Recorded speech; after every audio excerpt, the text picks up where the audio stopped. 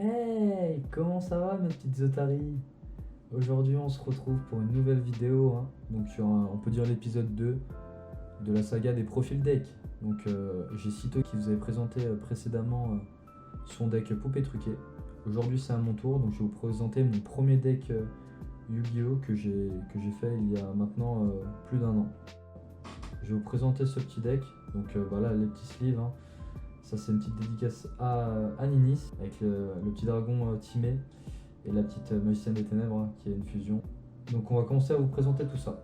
Pour le premier monstre, on va passer à Soldat Solide, donc en x3, hein, qu'on mettra en x3. Soldat Solide qui a un bon petit effet, hein, parce que lorsqu'il est invoqué normalement, on peut invoquer un monstre héros de niveau 4 de notre main. Et aussi lorsqu'il est envoyé au cimetière depuis le terrain par l'effet d'une carte magie, on peut ramener un monstre héros depuis notre cimetière sur notre terrain en mode défense. Donc c'est plutôt sympathique. Ensuite, Vion, qu'on va jouer en x3.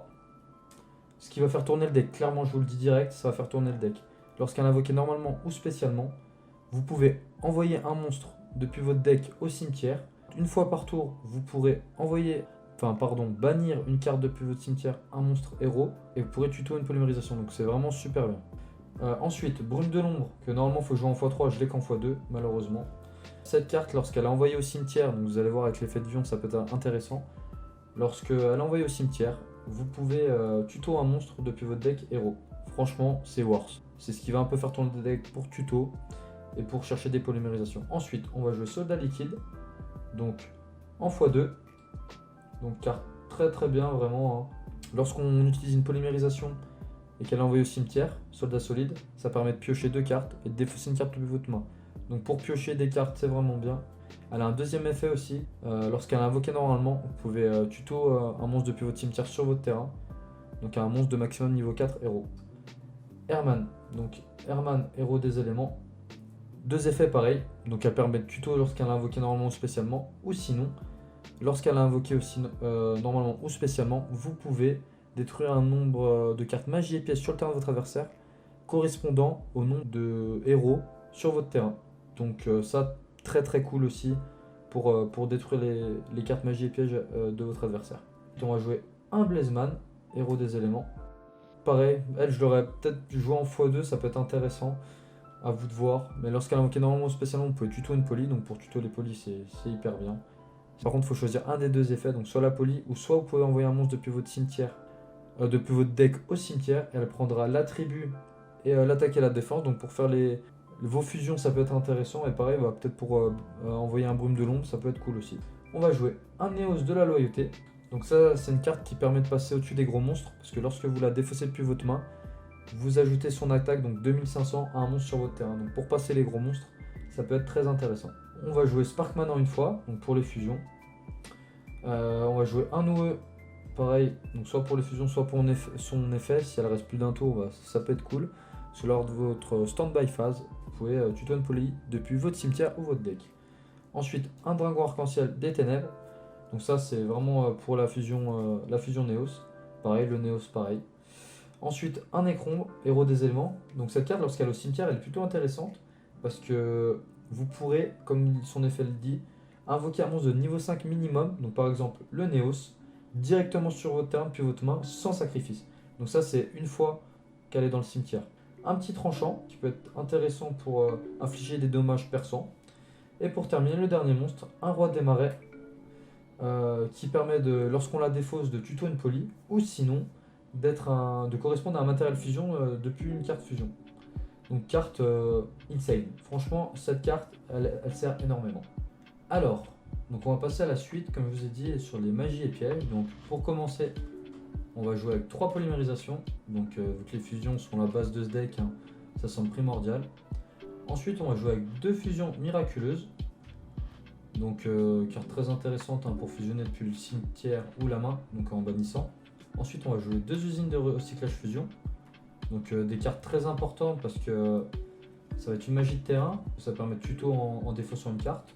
Donc c'est intéressant. Et aussi à la fin du tour, si vous avez fait une fusion, vous allez pouvoir reprendre un matériel qui est au cimetière pour l'ajouter à votre main.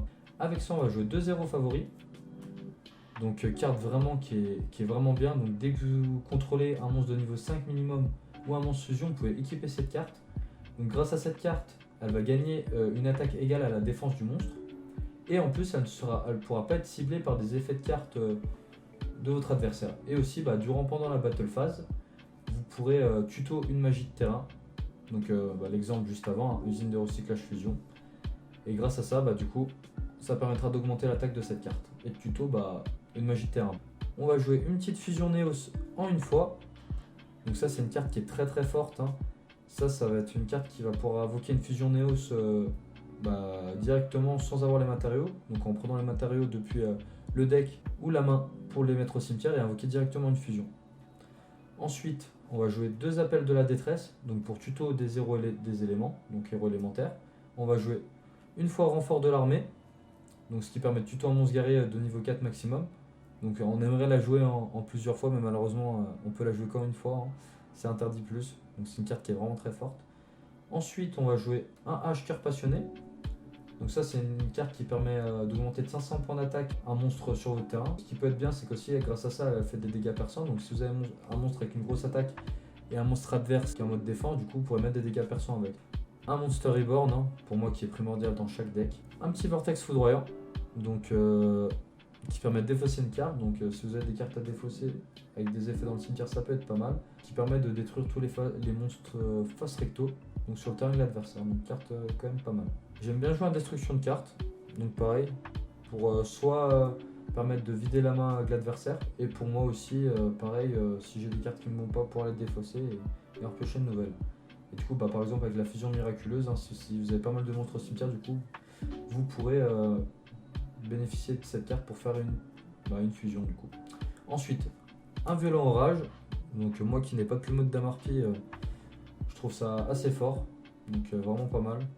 Ensuite, les cartes pièges, on va jouer une contre-attaque des héros. Je trouve qu'il y a une carte quand même sous-cotée, cette carte, hein, parce que lorsque on contrôle un monstre héros des éléments et qui est détruit au combat, votre adversaire il choisit une carte dans ma main, et si c'est une carte monstre, je peux l'invoquer, je peux détruire un monstre sur le terrain adverse. Donc je trouve ça vraiment fort. Une tornade de poussière, donc pour détruire une carte magie au piège sur le terrain de l'adversaire qui peut vraiment m'embêter. Et une trappe sans fond, donc si l'adversaire invoque un gros monstre comme ça, je l'anéantis directement. Donc voilà un peu mes cartes magie et pièges, et on va ensuite passer sur l'extra deck. Donc on va commencer avec Sunrise. Et oui, là vous allez me dire, et oui, celle-ci que je voulais depuis un certain moment, ceux qu'on peut suivre les vidéos avant, et on a réussi à l'avoir. Et j'en ai même commandé une deuxième. J'étais obligé les gars, je ne pouvais pas passer au-dessus, il me fallait 2 Sunrise au moins, c'est vraiment trop fort.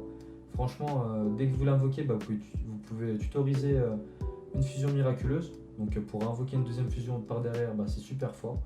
Et deuxièmement aussi, lorsqu'elle est sur le terrain, tous vos monstres gagnent 200 points d'attaque pour chaque attribut différent.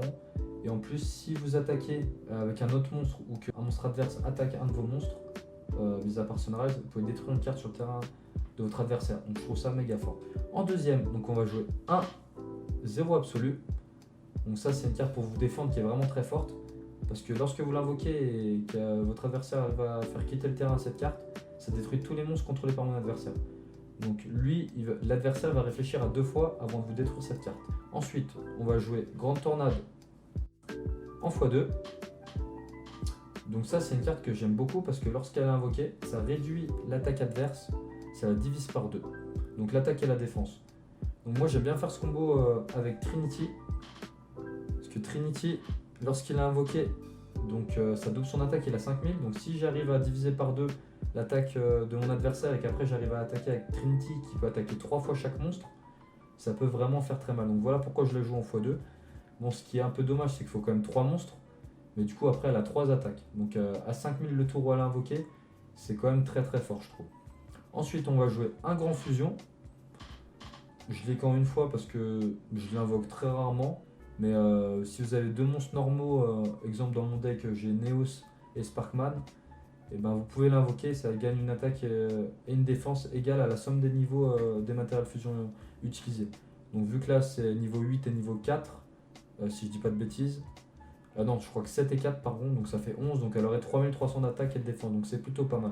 Et le deuxième effet, c'est si elle détruit un monstre, pouvez invoquer directement un autre monstre fusion depuis votre extra deck directement. Et donc s'il n'a plus rien sur son board, c'est plus intéressant d'attaquer.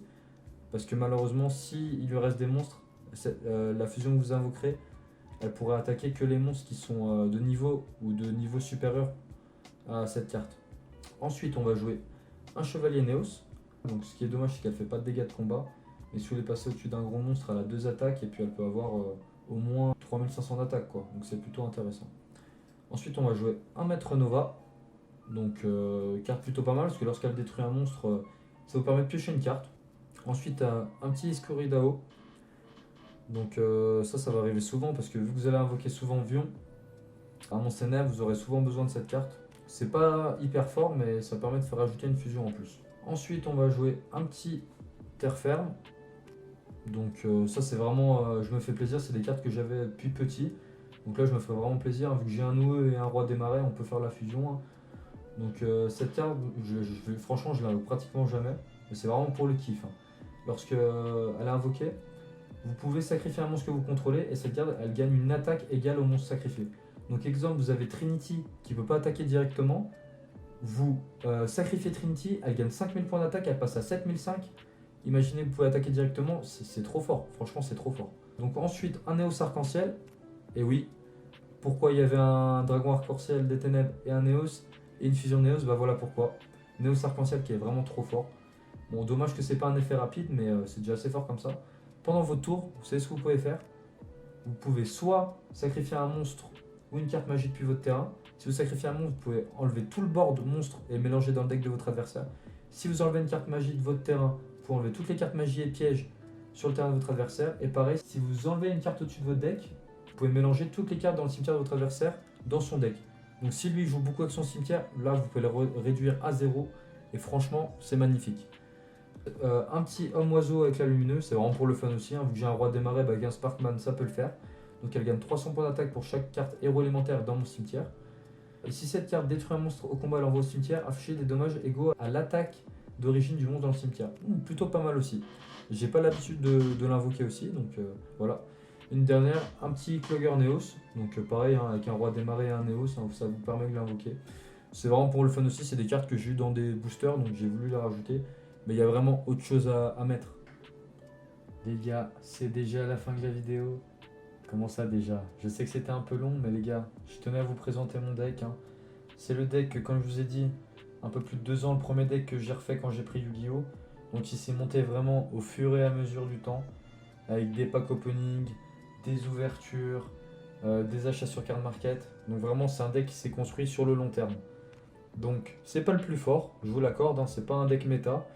Il y a des petites combinaisons, des bonnes petites fusions, hein, mais c'est pas le meilleur deck et on peut faire mieux. Donc si déjà dans les commentaires vous voulez mettre des petites améliorations pour moi, et ben je suis preneur, avec grand plaisir. Mais sinon, vraiment c'est un deck que je prends plaisir à jouer. Pour le prix, on est entre 70 et 75 euros, donc pas forcément les mêmes brillances que moi. Donc peut-être plus sur des communes, des rares et tout, mais donc c'est à peu près le prix du deck. Si vous avez aimé ce genre de format de vidéo, je vous laisse mettre un maximum de j'aime. Abonnez-vous, mettez la cloche de notification. La vidéo se termine. Un grand merci à vous et on se retrouve très très vite. Allez, ciao!